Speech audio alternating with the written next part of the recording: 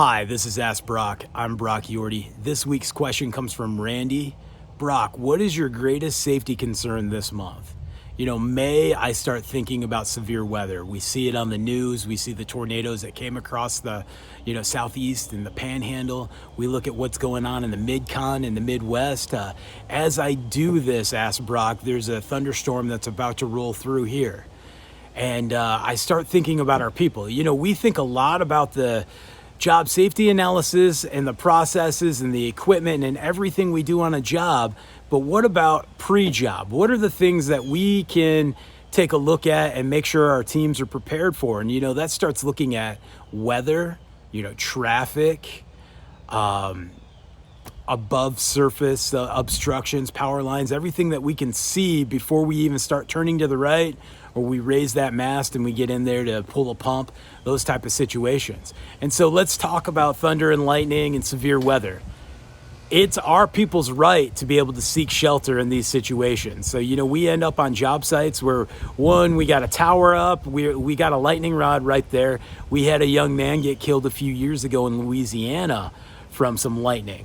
So it's scary. And then you start looking at what our policy is. What is your policy? You look at sporting events, NASCAR, the Derby, 8 to 10 miles out, lightning or thunder, and they're on a 30-minute delay, right? And that delay is reset every time we have another sign. And we have the technology. We can grab that smartphone app and we can look and it'll say lightning detected. And so we start detecting lightning, we need to wrap up. We need to get the job covered up so that we don't end up with flying debris or something that could be worse. And then we need to get our people and seek shelter. So we got to have somebody that's watching and also looking at that smartphone app, and we go from there. And so my policy, 10 miles out, we're watching it. We need to know the speed. We need to know the direction. We need to start wrapping up the job. If that means slowing rotation and maintaining circulation, there's a lot of things that we have to do there. We always hear this storm just popped right up. Sure, there's those times, but we got to also be ready to, shut down and seek shelter and then respect it. Of course, that 30 minutes becomes, an hour or an hour and 25 minutes. And we're frustrated, but that's way better than realizing that we just lost, a good colleague to in a lightning strike, and we've spent a day or a week,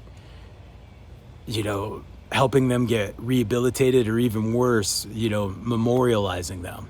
So come up with a safety plan that is good for thunder and lightning and severe weather.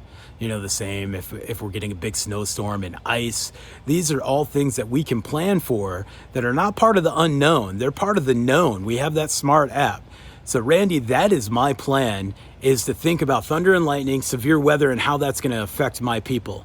And then obviously we get into summer, we're going to have heat exhaustion and those hotter temps, and we need to make sure we keep people hydrated. And we just, as the seasons change, we got to change our mentality on what we are going to see and what's happening. Great question. Thanks, Randy.